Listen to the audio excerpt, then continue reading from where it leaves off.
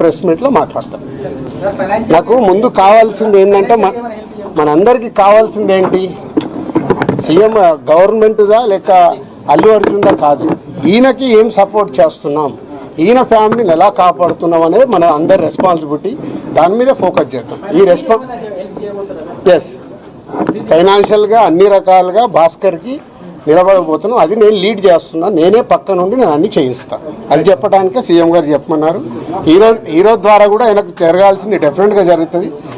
లాజికల్గా టెక్నికల్గా జరగాల్సిన అన్ని అయిపోయిన తర్వాత భాస్కర్కి అందరం పక్కన నిలబడి కాపాడుకునే బాధ్యత మాది.